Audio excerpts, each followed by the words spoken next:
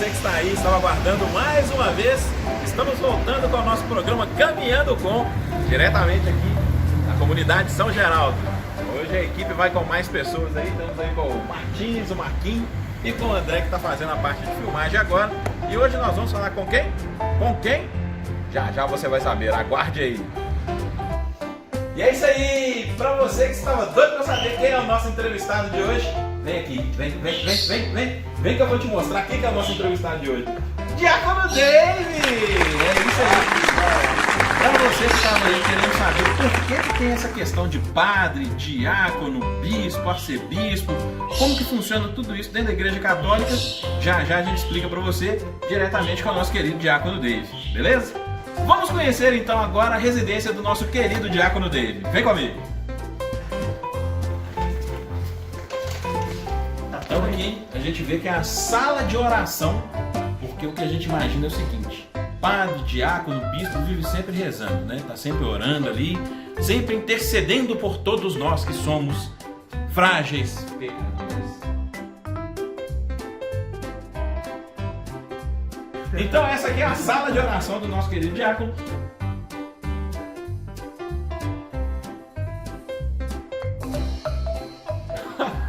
Tudo improvisado, até a fiação de internet. A internet ela é real aqui, ó, tá vendo? Entendi a referência. Minha internet é real. Tá no meu cantinho de... Vamos lá, vem comigo. Meu cantinho de estudo de oração, né? A cruz tá aqui, mas ela fica lá fora porque eu tô reformando a porta, vocês vão ver. A cruz sagrada seja minha luz, não seja o dragão meu guia. Fé e cruz a minha Vamos lá, vai acompanhando o diácono dele. Vamos lá. Ó, o Marcos Paulo! Bom dia, Marcos Paulo. Não é vergonhoso? A gente chegando cedo na casa dele. Marcos Paulo, pra vocês verem. Tem um Jesus aí grafitado na parede. Tá vendo? Tem o quarto da Daniel. Ó, tem um violão ali. Tem um monte, né? Um violão, Quem gosta de música? Daniel gosta. 2 violão e um cavaco. Não, esse aqui é um ukulele. É um ukulele. Ukulele. No caso eu comprei pra eu aprender e não tive tempo ainda. Esse é meu quarto. Também tá bagunçado. Tá tudo bagunçado. Suíte presidencial. Ó. Fábrica de chocolate. Depois eu explico. Agora não. Tá vendo? Por que eu tô aqui, né? Você sabe, né? Tô sabendo. Não, tem 2 anos, né? Você já veio aqui, não veio não? Vim. Você veio aí. Você veio Eu trouxe o sofá aqui pra cima. Aí mesmo, não é que te voltando que o sofá, né? O sofá não ficou, não. Aqui é o ponto de bagulho que todo mundo. Ó. Isso é tudo, velho. Não é pra coisa não conhecer.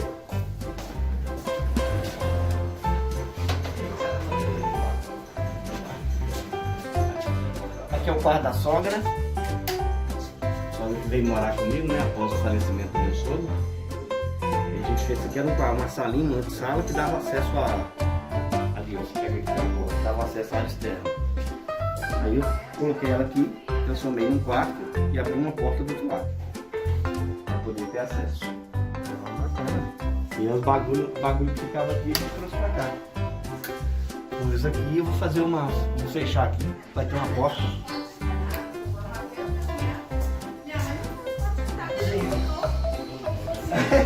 Não, parece isso.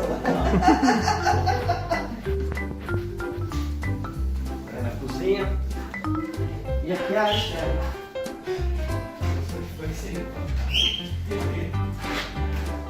Aqui é a área externa. É aqui que eu tô mexendo ainda, tá vendo? Comecei a mexer essa parede essa semana. As cortinas pra essa semana. O vidro aqui eu fechei na semana passada. Nem lavei vidro, porque já que tá vindo poeira aí, dá limpada mais ou menos tem entrevista, viu? O bicho tá pegando aqui. Normal. Vidro é difícil lavar mesmo. Não, já veio o chão mais ou menos, porque ainda vou fazer uma bagunça. Poeira aqui é mato, né? Mas aos pouquinhos chega lá, né? Gostei dos armários, viu? Na cozinha. Gostei dos armários na cozinha. Mas não é planejado não, cara. Não. Eu comprei 2 armários de marca diferente, coincidiu. E o tamanho também deu certinho. Olha. Sabe que a parede ali era toda quebrada? Lembro. Tinha grão mongol de vidro, né? Ainda tá, né? Aí a parede toda quebrada, né? Tinha um armário naquela parede toda. Aí aqueles moradores levou o armário, com aquela parede toda quebrada, para poder, como não tinha dinheiro para fazer a armário planejado, eu comprei esses 2 muito mais baratos. Ficou como se fosse. Olá pessoal, e você que estava aí aguardando a nossa próxima entrevista no programa Caminhando Com, chegamos então para mais uma das nossas entrevistas. E hoje, como você pode observar, estamos aqui ao vivo, diretamente da casa do nosso querido diácono Dave. Dave, bom dia, muito obrigado por ter nos recebido aqui na sua residência. É um prazer enorme estar aqui com você. E, gente, eu gostaria nesse momento de começar a nossa entrevista, o nosso diálogo aqui, corrigindo uma falha muito grave que a gente vê acontecendo com o nosso querido diácono Dave. Para você que está aí do outro lado da tela, o nome do nosso diácono é Dave. É D-E-I-V-Y, ok? Então não é David, não é Davidson, o nome do nosso diácono é Dave, né? Então, Dave, muito obrigado por estar aqui, né, nos recebendo na sua residência nesse dia de hoje. E nós estamos aqui, você que tem acompanhado aí o Caminhando Com, você ouviu, né, o dia que a gente esteve lá na casa do Caetano, você ouviu o badalar dos relógios caetanísticos. Hoje nós estamos aqui com os passarinhos do Dave, alegrando aí ao fundo da nossa entrevista. Então, Dave, né, você está aí, né, queria te agradecer, né? Eu que agradeço, né, essa oportunidade de estar podendo falar um pouquinho sobre o que é ser diácono, como que é a vida do diácono, a importância do diácono na igreja, e ao mesmo tempo saudar a todos, né, da paróquia Jesus Cristo Libertador, de outras paróquias também que nos acompanham, né, pessoas que às vezes de longe gostam de acompanhar as suas missões, que Deus possa estar abençoando a todos. É isso aí. Gente, então aproveitando aqui, né, antes da gente começar aqui efetivamente com as nossas perguntas, vamos começar aqui, né, um bate-papo bacana aqui com o Dave. Dave, a questão é a seguinte, muita gente não entende, né? Muita gente às vezes vê você lá dentro da igreja, pessoas às vezes que estão indo pela primeira vez e tal, e olha e fala assim, poxa, mas o que é um diácono? Qual que é a diferença do diácono para o padre? Por que o diácono tem uma faixa atravessada na lateral? É igual a mesma faixa que o padre tem? Como é que funciona isso? Muita gente às vezes fica se questionando, né? Poxa, mas dentro da Igreja Católica Apostólica Romana, a gente sabe que o padre não pode casar e de repente a gente encontra uma pessoa que é casada, que está prestando serviço dentro da igreja. Então eu queria que você começasse explicando para a gente como é que funciona essa parte aí. Pois é, o diácono permanente, na verdade, no diaconato, ele é um serviço antigo, é um ministério antigo na igreja. A gente até acha que o ministério do diaconato é um ministério novo, né? Não, ele é um ministério, digamos assim, novo, restaurado na igreja. Mas na Bahia deve ter 50 anos já que existe o diaconato permanente. Na Arquidiocese de Belo Horizonte há 10 anos, praticamente, com a filha de Dom Valmor. Os diáconos são homens casados, ordenados para viver a vida do ministério, na família, no trabalho e na igreja, né? Diferente do padre, o diácono permanente é bom, né? A igreja pede, a prioridade é que seja casado, né? Por quê? Porque é a especificidade do diácono, né? Ser testemunha na família, no trabalho e na igreja. E por que a gente fala isso? Porque diferente do padre, o padre, quando ordenado, ele tem aquele trabalho pastoral dele na paróquia, o padre ele é custeado pela paróquia, né? Digamos assim, ele tem o salário dele, todo operário é digno do seu remunerado e tudo mais, mesmo que seja um trabalho executado para Deus, né? E ele também precisa se manter. E o diácono não, o diácono ele é um trabalho voluntário. Então eu preciso ser essa pessoa que tem esse compromisso, olha, com a igreja. O meu trabalho é voluntário, mas eu que me sustento, né? Então eu tenho que ser pai, eu tenho que ser esposo, eu tenho que ser um bom trabalhador, e o tempo que me sobra, que a minha esposa no dia da ordenação falou, olha, ele pode, no tempo de sobra dele, nos intervalos, nas folgas, prestar, né, esse trabalho ministerial para a igreja. Ela dá um aval para a gente fazer isso, né? É uma carta de aceite até da esposa, um termo de aceite. Então significa que para você se tornar um diácono, a sua família tem que aceitar que você vai... Exatamente. A gente não deseja ser diácono permanente e falar que vai ser diácono, não. Os meus filhos eram de menores, então eles não assinaram. Mas o certo é quando o filho é de maior também, se eu não me engano, eu não vou falar que isso é certo, porque essa parte de documentos eu não tenho toda, e eu não passei por ela, né? Eu acho que até os filhos precisam assinar, quando são filhos de maiores, entendeu? E a esposa é fundamental, ela tem que assinar mesmo, uma carta falando, olha, eu autorizo, eu aceito, eu estou com meu esposo nessa missão diaconal dele, né? Que é o serviço. E a função diaconal, talvez uma das diferenças do padre e do diácono, que o padre está muito ligado para aquela questão litúrgica sacramental, celebrações, casamentos, batizados, essas coisas assim. Não que o diácono não possa celebrar casamento, presidir, né, assistir ao casamento e não possa presidir os batizados. Pode, mas não é a prioridade diaconal. A prioridade diaconal ela é pastoral, principalmente na Arquidiocese de Belo Horizonte, que a gente tem um campo de pastoral muito grande, né? Dom Valmor ele separou campos de trabalho, né, de ações, que são assim, campos de ações. Pastoral da saúde, pastoral das exéquias, pastoral das esperanças, aliás, né? Pastoral hospitalar, pastoral da educação, pastoral de rua, pastoral carcerária. São N movimentos, são fontes de trabalho, pontos de trabalho que quando nós somos ordenados, nós somos inseridos nele.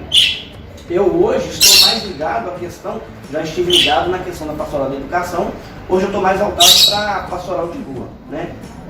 Porque eu estou dando uma força, até estou provisionado lá na comunidade missionária Caminho, Verdade e Vida, do Viana, onde eu tenho dado uma força, e todo diácono na Arquidiocese de Belo Horizonte recebe uma favela, vila ou aglomerado, né? Para poder estar participando, os prédios também, vilas, favelas, prédios, essas coisas tudo, para a gente estar fazendo um trabalho pastoral. Todo diácono tem. Hoje, o meu campo pastoral, até quando eu estava ajudando na Jesus Cristo Libertador, a vila que eu acompanhava era a Vila Piratinina, e agora na nova missão pastoral eu estou na Vila Bicho e Vila Bananal, na região de Bilité, né? Naquela divisa de Bilité, Belo Horizonte ali. Eu estou trabalhando especificamente nessas duas vilas e também na comunidade missionária. E foi autorizada, a pedido do Padre Antônio, né, a minha ação também junto com ele lá na paróquia Santa Clara de Francisco. Né? Então, o padre ele vai ficar mais ligado com essa questão litúrgica. Claro que o padre tem a questão pastoral, tem, na paróquia dele, tem. Mas a questão pastoral do padre, ela é mais limitada ali na paróquia. A questão pastoral do diácono, ela é mais ampla. Ela é muito mais ampla, digamos assim. Entendeu? E um dos diferenciais é esse. Outro diferencial, porque o pessoal confunde muito o padre mesmo com o diácono. É uma coisa incrível, né? Às vezes a gente celebra, a gente fala, olha, eu sou diácono permanente, o diácono permanente, e é importante toda vez que você está indo num lugar que não tem um conhecimento do diaconato, estar falando isso, né? Porque a gente passa por situações difíceis. Eu mesmo, no início do diaconato, aconteceu uma coisa interessante, o padre Silvério, que era do Santa Gema, ele viajou e falou, diácono, assume para mim minhas celebrações do domingo. Eu falei, assumo. Né? E esqueci, eu celebrei lá 7 horas da manhã, celebrei 8h30 na outra comunidade, na São Vicente, voltei para Santa Gema 10 horas. E tinha marcado com a Lília 11h30 lá no Apoio Mineiro.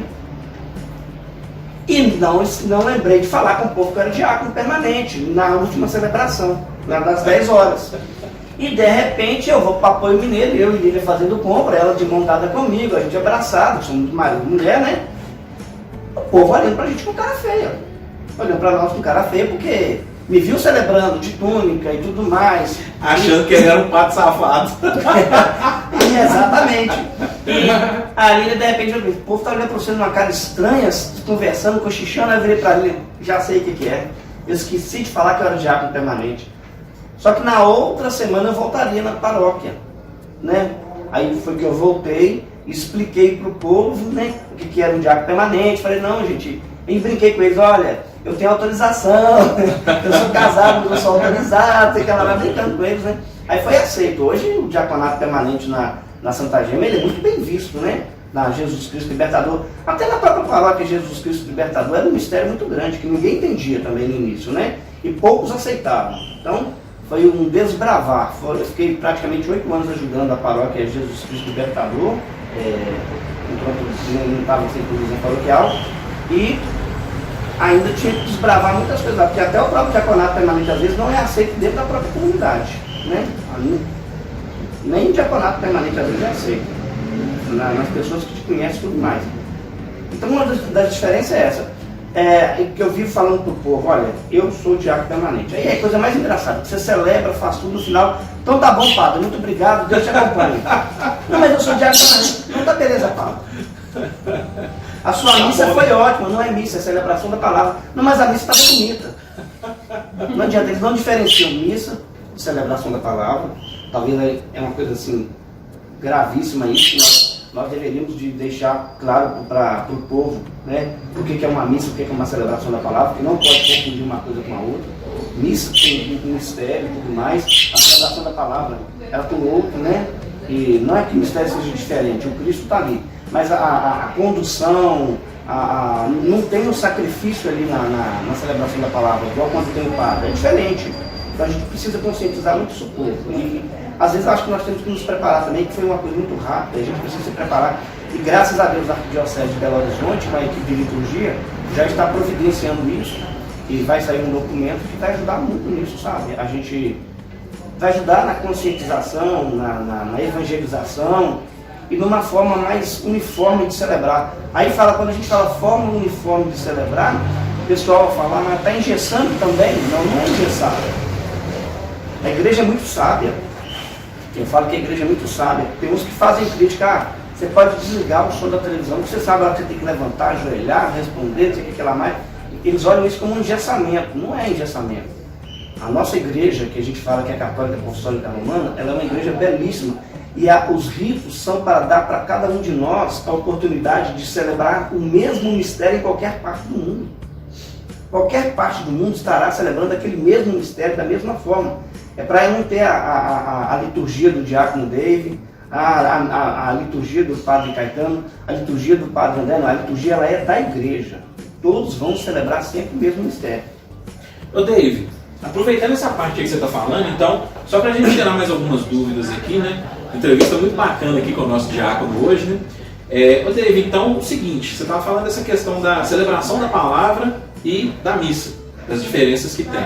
Então, uma das coisas que eu gostaria que você esclarecesse para quem está vendo a gente ali, né, para o pessoal que está assistindo a gente em casa, é o seguinte: a missa vale mais do que uma celebração da palavra? Porque tem muita gente que ainda coloca essa questão também de... mas eu queria só que você explicasse o seguinte, então, tem alguma diferença nessa questão da celebração da missa? Ela vale mais do que uma celebração da palavra? Como é que funciona isso? Tem algum patamar de que uma coisa vale mais do que a outra? Porque para muita gente é o seguinte, o padre está lá, então teve a consagração, então é como se a missa tivesse uma validade diferente da celebração da palavra. Tem como você explicar para a gente como funciona isso? Ó, eu não vou mentir para você não. Vou falar, vou dar esse termo. Missa é missa, não se discute, né? Você vê eu fazendo adoração. Um exemplo. A gente estaria adorando o Santíssimo. O que é mais importante? A adoração ou a missa? A missa. Porque sem a missa você não tem o sacrifício para adoração, você não tem a hóstia consagrada. Sem a missa você não tem as partículas consagradas, a hóstia, para a celebração da palavra. Então não se compara, missa é missa, né? Com certeza, não é questão de patamar, porque a gente tem que olhar a questão de realidades, né? Qual é a realidade que nós temos hoje? A quantidade de comunidade, a quantidade de fiéis que tem que ser atendidos pela quantidade de ministros ordenados, padres que a gente tem, né? A celebração da palavra, ela é um aporte, um suporte para sustentar e manter a nossa espiritualidade que a gente precisa, né? E ali também está nos preparando para alimentar do corpo de Cristo, que foi consagrado numa missa. Então não tem como se comparar. Claro que a missa, ela é de todas, para mim, ao meu ver, ela é mais importante, que é dela que vem o sacrifício, para qualquer outra, para a liturgia que for precisar, entendeu? Mas só que o que eu acho que o problema maior na igreja não é nem isso, Renê. O maior problema na igreja, para mim, Se chama qual é a melhor liturgia da palavra, qual é a melhor missa. A gente estava comentando. Por isso que é importante a liturgia. Volto a insistir. Para nos virar a liturgia de fulano, de ciclano, de beltrano. Entendeu? Vai ser uma coisa assim mais consciente, mais certa. Por exemplo, tem gente que se entrar na igreja e ver o diácono de túnica e estola transversal, ele fica tranquilo para a celebração da palavra. Ele sabe que a celebração da palavra, no final ele fala missa. Só porque está de túnica e estola. Se é um ministro, tem gente que sai. Você entendeu por quê? E a celebração da palavra que você celebrar e a celebração da palavra que eu celebrar tem o mesmo valor. Porque eu não sou ministro da Eucaristia. O ministro da Eucaristia é o padre e o bispo. Entendeu? Eu sou apenas um ministro extraordinário da Sagrada Comunhão. Na falta do padre, na falta do bispo, nós estamos ali para dar uma força. Assim como aqueles que são investidos do ministério da palavra e da Eucaristia dentro da paróquia. Então tem a mesma validade. Achar que a celebração da palavra do diácono ela é melhor do que a do ministro, que ela tem mais validade, aí sim tem um disparate, né? Digamos assim, não é correto. É uma coisa que a gente trabalha muito. Eu quero falar, quando eu estava na paróquia, quantas vezes eu pedia ao normando, pedia ao Clício, para poder subir, estar ajudando, deixava eles fazerem alguma parte da celebração da palavra. Por quê? Para falar do povo, para quebrar aquela mentalidade deles. Olha, a celebração que eu faço é a mesma celebração que eles estão fazendo. É a mesma, não tem diferença. Não tem diferença. Agora, o batizado que eles fazem é o mesmo? Não, eles não podem, eles não têm autorização para batizar. Eles não têm autorização para poder presidir, assistir a um matrimônio. Não que não exista na igreja, você vai em certas dioceses aí, que é muito escasso o ministério. Só abrindo parênteses, hoje o normando já tem, porque o normando já é. Exatamente. Né? Mas, naquela época ele não era ordenado, sim, o normando vai fazer um ano ainda de ser ordenado.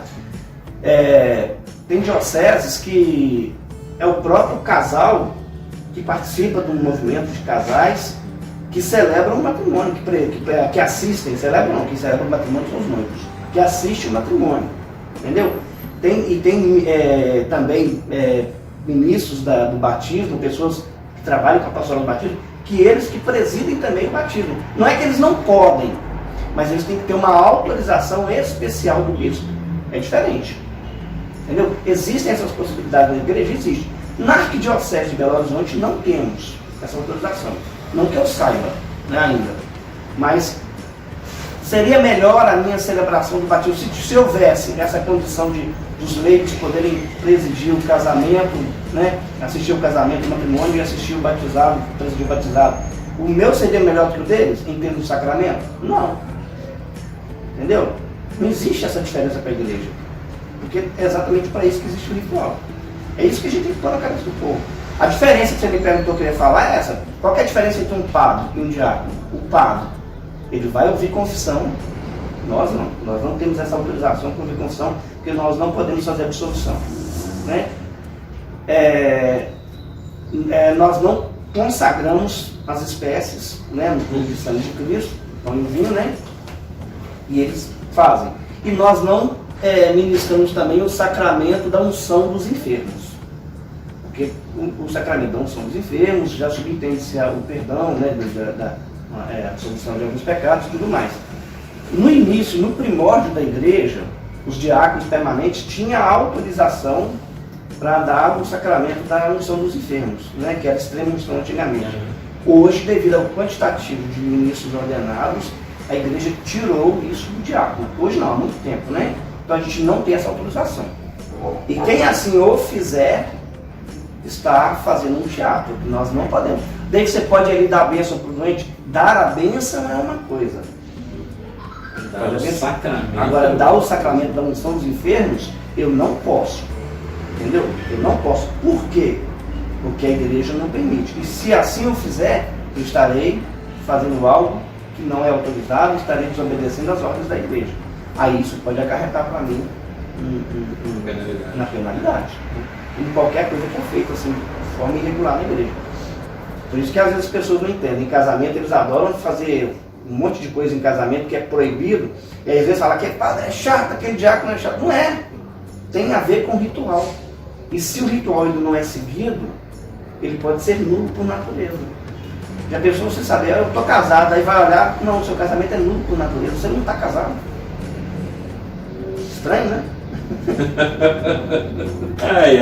Gente, mas bacana demais esse papo nosso de hoje aqui com o Diácono Dave, né? Tá abrindo pra gente um leque aí, uma aula catequética sobre o funcionamento da Igreja Católica Apostólica Romana, né? Muito bacana. Dave, aproveitando então essa questão nossa que a gente está colocando aqui, a diferença do diácono, do padre e tal, vou te fazer mais uma pergunta voltada para isso. A gente sabe que o padre, ele tem geralmente, né, o padre ele é dado para ele uma paróquia em específico, ou quando o padre é um padre de congregação, né, quando ele é passionista, redentorista e tal, tem uma área, um campo específico de trabalho para ele. Como é que funciona essa questão para o diácono? O diácono ele fica a serviço de uma paróquia, o diácono fica a serviço da diocese, como que funciona isso? O diácono está a serviço do bispo. O diácono ele é visto como os braços, né, os olhos do bispo. E a nossa missão primeira é ajudar o bispo. Pronto. Nós não recebemos, tem diocese, isso vai depender muito, isso depende do bispo. Tem dioceses e arquidiocese em que o diácono ele já recebe desde a ordenação uma provisão pastoral paroquial. Na arquidiocese de Belo Horizonte, não é a missão do diácono. Na visão de Dom Valmor, são aqueles campos de trabalho que eu falei com você. Ordenou o diácono, ele é colocado num campo de missão, né? Ou pastoral da educação, ou pastoral de rua. Então, existe uma equipe, tem a CAD, a CADIP, que está sempre atenta à realidade diaconal, à formação e tudo mais, e a partir da recomendação deles é que essa pessoa é inserida, né? E a gente tem esse órgão aqui na igreja, de particular de Belo Horizonte, que para nós é um ganho muito grande, que é a CAD e a CADIP, né? A CAD que está voltada para os diáconos e a CADIP que está voltada para a formação, né? Para a formação dos novos. Então, esse órgão é que vai estar vai estar atento à vocação, onde a pessoa melhor atua, digamos assim, tem uma facilidade para estar ajudando, né, colocando ele naquela pastoral. E pode receber a provisão paroquial? Pode. O diácono Altino, mesmo que a gente conhece, né, ele foi provisionado a estar ajudando o padre de Alexandre na paróquia Santa Gema Galgana. Eu fui agora, né, enviado para ajudar a paróquia Santa Clara e São Francisco. Existem lá na realidade de Brumadinho, eu esqueci o nome da região lá agora, me deu branco, que é uma região nova que foi aberta, Nossa Senhora do Rosário, se não me engano é isso mesmo. Lá os diáconos permanentes, lá tem comunidade, lá tem paróquia lá que são acho que 60 ou 32 comunidades, alguma coisa assim. Então o diácono tem que ser efetivo lá, tem que ser um trabalho mais bruto mesmo, dentro da comunidade e tudo mais. Então, ou seja, existem casos específicos. Tem diácono nosso que está ajudando, paróquia aí que tem 15 comunidades, digamos assim. Mas isso é uma designação do bispo, né? A CADIP ajuda, a CADIP, né, ela dá essas indicações, né? Claro, dá. Mas isso é uma determinação do bispo. O nosso campo pastoral é sempre o bispo. O meu primeiro campo pastoral é rua, já foi educação, agora é rua, com a comunidade, e o meu segundo campo pastoral, paróquia Santa Clara e São Francisco. Entendeu? Meu primeiro campo pastoral é minha família.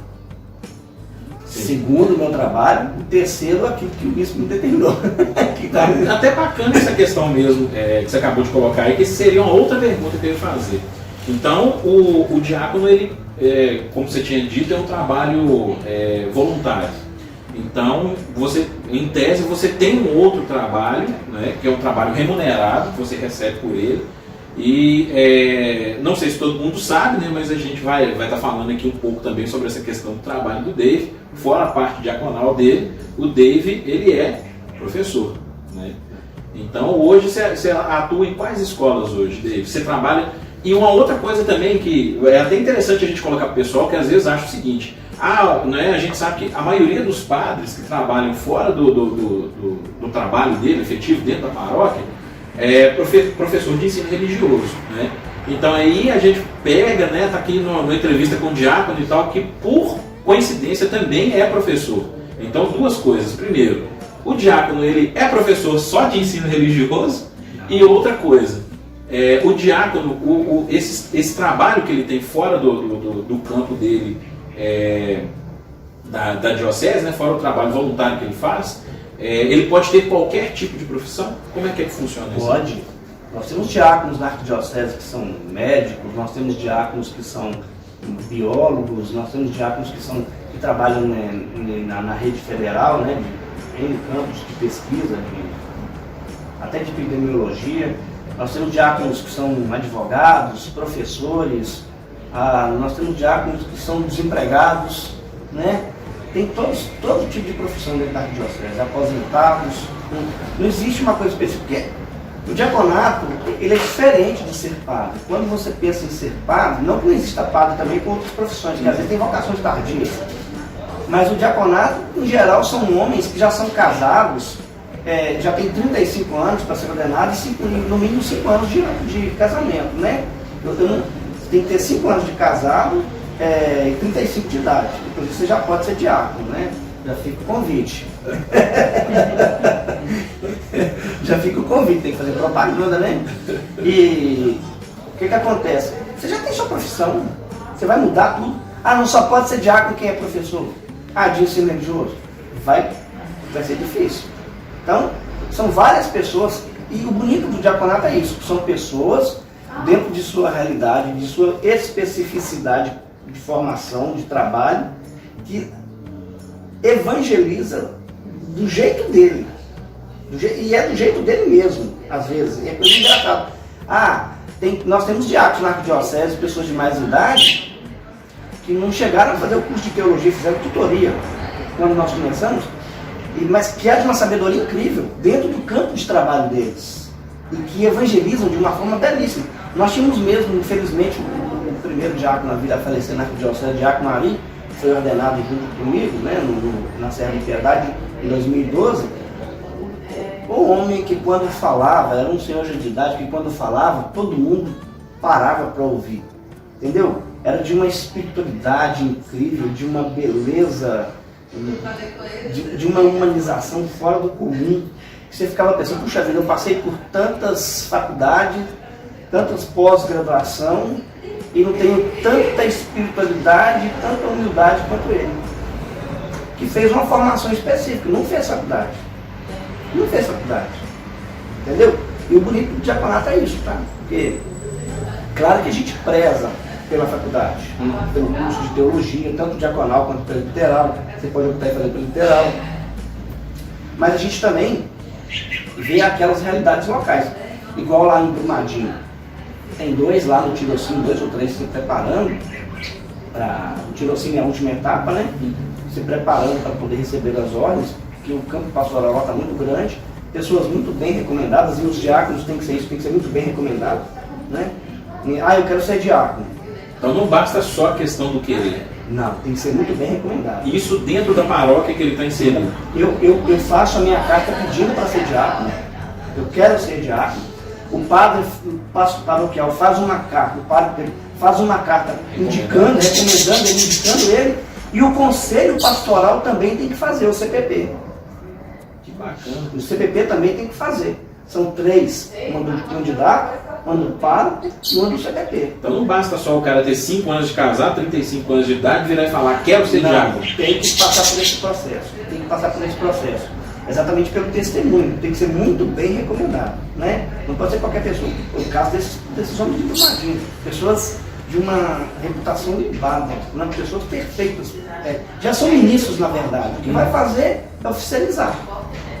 A gente vai oficializar. Que estão fazendo formações específicas.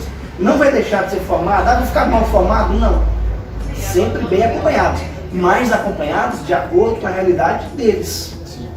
Levando em consideração a realidade deles. Idade, campo pastoral, a formação que eles tiveram. Tudo isso eu já devo ser até ministros da palavra, né? Não, já estão na luta, já estão lá. Mesmo não ordenados, já estão trabalhando nessas N comunidades que tem lá na realidade, entendeu?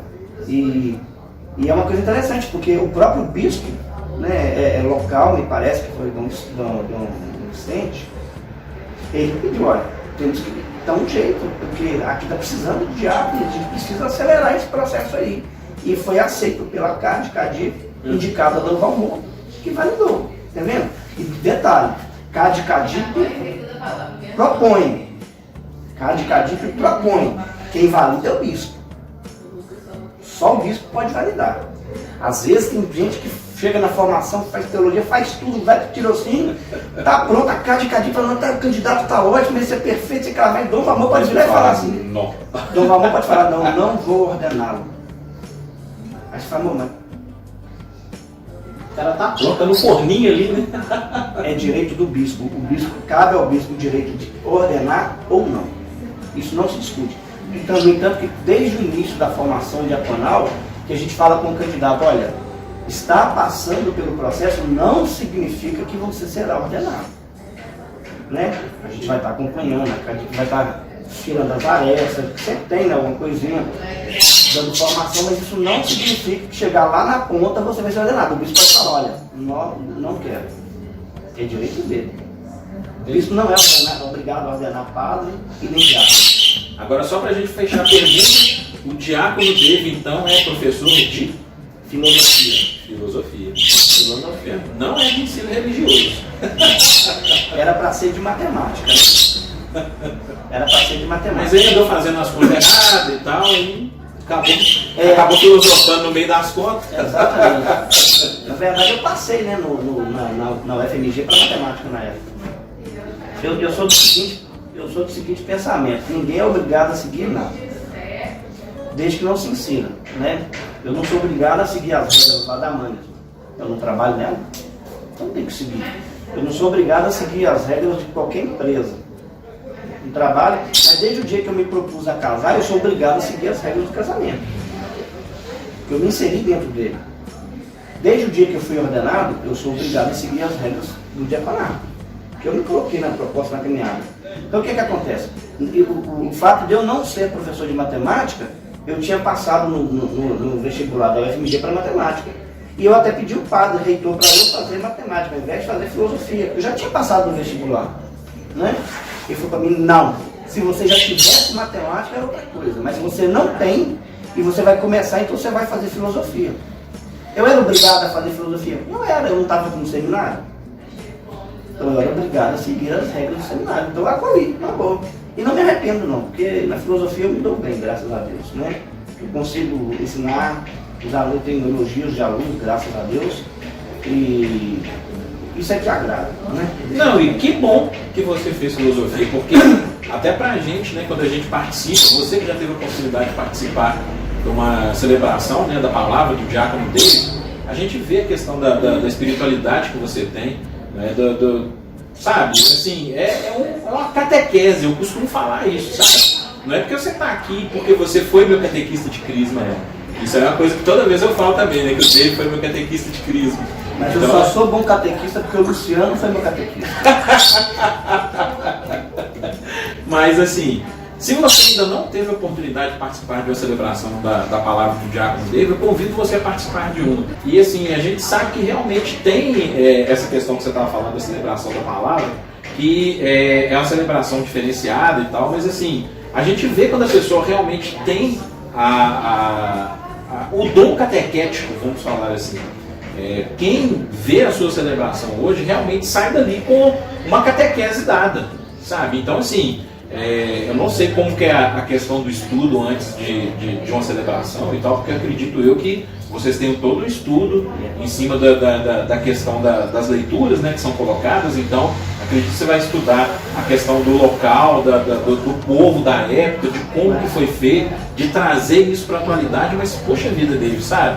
Não é puxação de saco não, cara, realmente eu acho que é uma aula de catequese, cada celebração. Mas é porque na verdade é o seguinte, o povo precisa, os ministros, eu acho que com o tempo a gente vicia, a gente acha que sabe tudo e a gente para de preparar. E eu tenho muito medo com essa relação de parar de preparar. Eu não tenho uma celebração minha que eu não gosto de ler, eu começo a ler já com antecedência, eu sempre leio a primeira leitura, combinando a primeira leitura, o salmo. Sempre o salmo é uma resposta à primeira leitura, a gente tem que ficar atento a isso. aí leia a segunda leitura, depois pega o Evangelho, entendeu? Na verdade, você precisa rezar a liturgia antes, para você poder celebrar bem. O grande problema, às vezes, que eu vejo no ministério, não é pelo início, assim, porque a celebração é a mesma, mas é a forma de preparar. Às vezes, tem ministro que vai celebrar por celebrar, entendeu? De última hora. O que faz a diferença, na verdade, é quando a pessoa ela quer ser ministro porque ela tem vocação, ou ela quer ser ministro porque ela quer ser vista. E talvez a diferença seja essa. Porque quando você tem vocação, que você ama aquilo que você faz, você vai dar o máximo de si. Não é que a celebração ela é diferente. É porque você sente-se bem fazendo aquilo, né? Diferente do outro que às vezes vai celebrar somente por títulos. Infelizmente na igreja, como todos os campos, né? Até no trabalho tem disso também. Eu acho que o grande problema é esse. Pessoas que participam de ministérios somente para falar que fazem alguma coisa. E nós temos demais isso na igreja, né? Há pouco tempo eu dei uma formação de ministro da Eucaristia, eu falava muito com pouco, olha. Ser ministro para ter título não adianta. Da Eucaristia, você tem que aprender o que é o ministério da Eucaristia, aprender o que a igreja celebra, o que é a Eucaristia, né? A igreja celebra a vida da igreja, a igreja celebra a vida do povo, a vida de Cristo, e tem os cuidados, os preparativos. Tem ministro que chega de última hora, na hora da missa lá, chega de última hora, não confere as alfaias, não confere se tem hóstia, se não tem, como é que está, se precisa consagrar mais, se não precisa. Isso tem demais, porque você vai ver, ele não é ministro por vocação, mas simplesmente para aparecer às vezes, para poder falar, eu sou ministro da paróquia. Porque quem é ministro de coração não precisa falar isso. Quem é de coração não precisa falar. A gente sabe dessa diferença, entendeu? Sei lá, um modo de pensar. Eu até acho também que não está muito errado, não. Mas bacana, gente. Agora você me fez uma pergunta aquela hora. Uma coisa que eu queria deixar claro, umas coisas que talvez o povo não gosta muito de ouvir, meus próprios padres. O diácono, ele tem o trabalho dele, ele se sustenta pelo trabalho. Isso impede que eu receba alguma ajuda de custo? Não impede, porque também eu gasto, né? Eu gasto com gasolina, desgaste de veículos, material que eu preparo, às vezes, né? N coisa. Então a gente tem essa ajuda de custo, que pode ser repassada. Mas eu vivo a minha vida, primeiro no trabalho, família e trabalho, e presto o serviço à igreja. E eu acho engraçado, a questão de vocação, que eu tenho falado muito, alguns não vão gostar do que eu vou falar. Eu sou contra padre ser professor. Porque ele está sendo professor esquecendo de ser padre. Eles estão ordenando padre e, consequentemente, estão indo para ser professor. Mas só que eles não estão exercendo o ministério de padre deles. Eles estão exercendo o ministério de professor. Se é um padre que é professor para formar outros padres, ótimo. Está certo, a igreja tem que prezar por isso mesmo.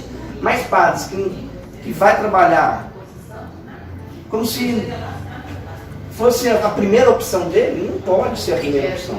Porque quando o padre ele vive uma vida de trabalho como primeira opção, ele esquece do povo, ele não consegue assumir pastoralmente. Tem que ser a vida religiosa. É o contrário. A minha primeira opção tem que ser meu trabalho. Até porque a minha família é importante, mas eu preciso sustentar a minha família. Então o meu trabalho é que sustenta a família. Mas é diferente dele. A primeira opção dele tem que ser o pastoral, tem que ser o povo. Tem que ser o povo. Você entendeu onde é que eu quero chegar? Sim. Eu acho que pra mim já é diferente. O padre... às vezes a primeira gente opção pega... é viver a vida ministerial. Não, sim, às vezes a gente pega, né, se a gente for analisar aqueles padres de... Não desmerecendo nem nada, né, mas os padres de antigamente, você via às vezes as comunidades eram mais longe e tal, o cara às vezes tinha um fusquinha e ficava o dia inteiro, vai na comunidade, vai na outra, vai não sei o que tem, almoça na casa do seu João, janta na casa da Dona Maria, porque ele está o dia inteiro só por conta realmente de fazer os atendimentos paroquiais, né? Hoje em dia as comunidades às vezes elas são mais próximas e tal, então de repente tem até essa questão realmente da da segunda opção do padre, né? Que deveria ser uma segunda opção, igual a gente está conversando aqui. Mas eu acho que realmente também, né, a primeira opção do padre tem que ser a vida religiosa que ele escolheu para seguir. Exatamente. É vocação, né?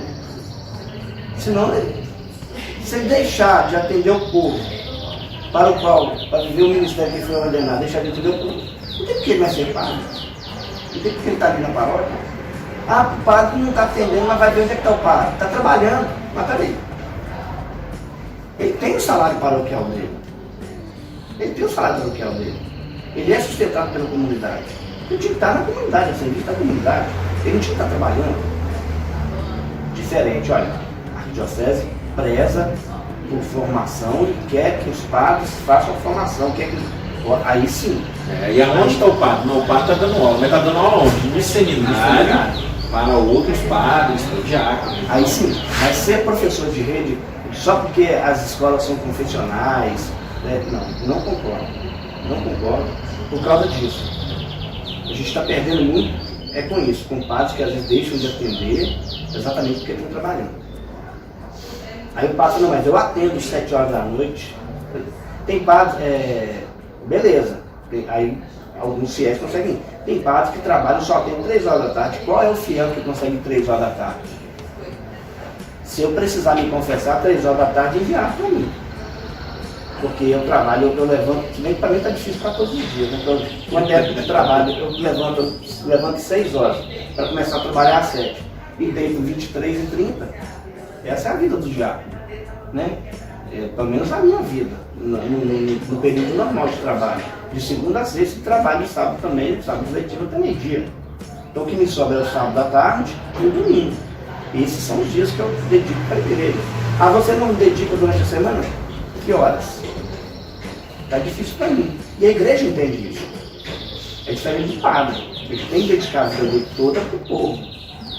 Por quê? Porque ele foi ordenado para aquilo. Ele foi ordenado para isso. E ele tem que viver isso. Alguns vão gostar, né, dessas falas, mas a verdade é essa. Entendeu? Ah, mas você achou que a entrevista tinha acabado, né? A entrevista não acabou não, essa é apenas a parte 1. Aguardem a parte 2.